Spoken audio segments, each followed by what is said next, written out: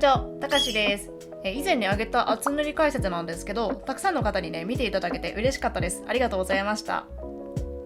さて今回はですね、作業効率がぐーんとアップする厚塗りのやり方をご紹介します。厚塗りのイメージってね、線画がなくって筆っぽいタッチをねこう重ね塗りしたようなイメージですよね。油絵なんかをね想像してもらえば分かりやすいかな。一般的な描き方はね、シルエットを描いて筆のタッチを効かせながら細かく整えていくっていうね、ザ美術上級者向けな感じですよね。ハードルが高い。いつも通り線が描いてベース塗って影と光つけた通常のイラストの状態からそれっぽくなってくれたら一番手っ取り早いし楽なんだけどなと思った方向けの動画です。これをこんな風に厚塗りっぽくさせます。あくまでね私のやり方なので、こういう描き方にね興味がある方はぜひご覧になってください。私式なんですけど、簡単かつ早く仕上げられる厚塗りの仕方をご紹介します。1、ある程度整ったラフを描く。2、ベースを塗る。3、影をつける。4、ハイライトをのせる。5、絵を整えていくです。細かいことは前の動画で解説していますが、この動画ではね簡潔にまとめました。使用ソフトはクリップペイントスタジオ EX になります。プロでも多分大丈夫。では早速ねご覧ください。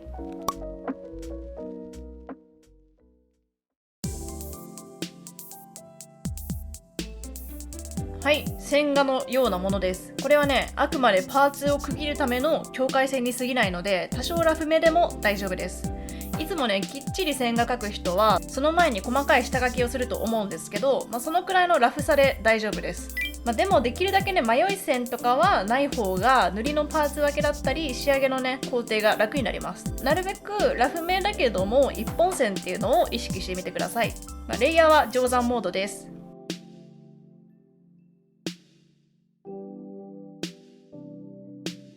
線画レイヤーの下にねフォルダーを作って色分けをします。線がラフなのでバケツは言うことを聞きません。なのでペンでね隙間を埋めながら残りの範囲はバケツで塗るという感じでベースを塗っていきます。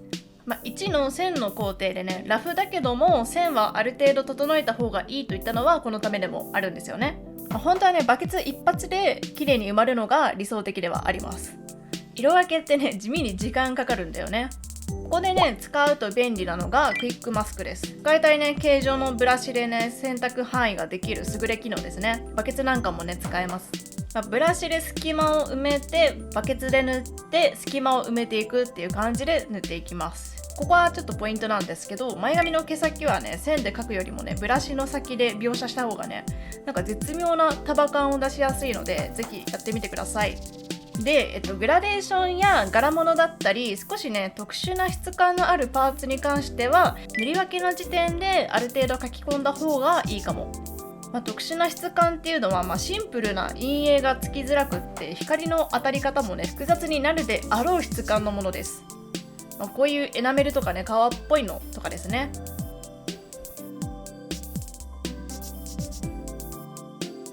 ではさっきパーツ分けしたベースレイヤーをフォルダーにまとめてあると思います。その上に定山レイヤーを作ってフォルダーにクリッピングさせてください。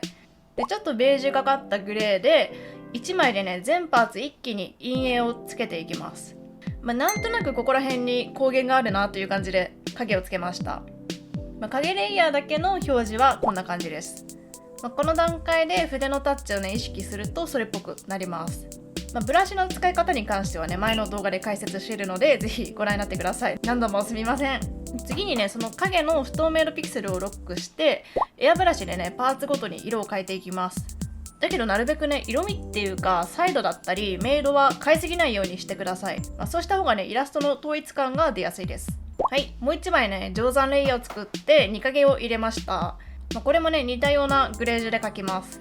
はい、色味を調整した影をねベースにのせるとこんな感じになります。一気にね陰影をつけることでね影の破綻をね起こしづらくなるし作業ペースも早まります。立体感がね欲しいところにハイライトをのせていきます。髪の毛なんかにはね特にのせてあげるとよりねキャラクターが際立つと思います。分かりやすく表示するとハイライトはこんな感じにのせました。これもね全パーツ一気にやることによって作業のペースが速くなります。はい、ここからがね本番です。厚塗りのね醍醐味と言っても過言ではない加筆の工程になります。すでにね4の状態でイラストのベースが仕上がってるので、それをね厚塗りっぽく仕上げていきます。まずね陰影とハイライトレイヤーの上に通常レイヤーを作って、物足りないところをね加筆していきます。こんな感じで髪のツヤ感やね耳の血色などを加えました。はい、では次にね線画の色トレースをします。これはねベースを終えた次の工程でもよかったんですけど、今回は動画用にここでやります。線画レイヤーの上に通常モードのレイヤーを作って、それをクリッピングさせます。そしたらエアブラシでね色をのせていきます。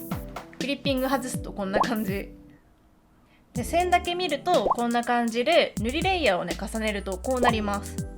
線画が定山モードなので、白っぽい色をのせると塗りと重ねた時にはほぼ透明な線になります。線の色がね薄くなってるだけですでにそれっぽくなってるかなと思います。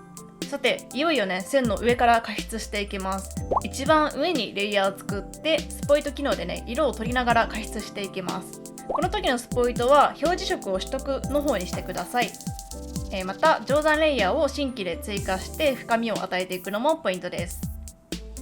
この時一番使うブラシが濃いめの鉛筆で、細かい髪の毛とかね追加する時に活用します。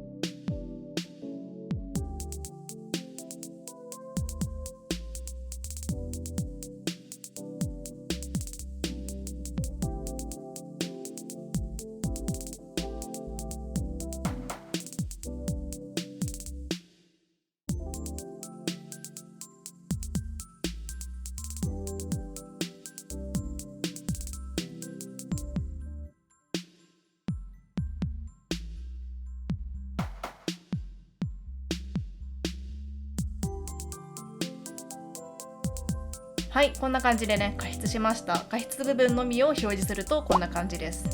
あとはオーバーレイとかでね空気感などを加えて完成です。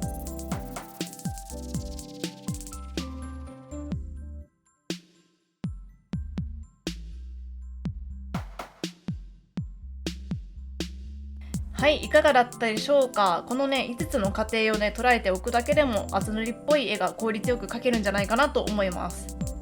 この画法はね厚塗りになれたいよっていう方にもおすすめです。4までは多分塗り方を問わない描き方だと思いますので、ちょっとね厚塗りっぽくしたいなっていう時はぜひね5の絵を整えていくっていう段階に挑戦してみてください。私もねシルエットから描く厚塗りの画法ができるようになるまではこんな感じで慣れていました。もう昔なんて全然厚塗りできなかったからね。この動画がね参考になってくれたら嬉しいです。よかったらチャンネル登録よろしくお願いします。それではまたお会いいたしましょう。バイチャオー。で筆っぽいねタッチで筆のタッチを効かせて細かく整えていくっていうねっていうね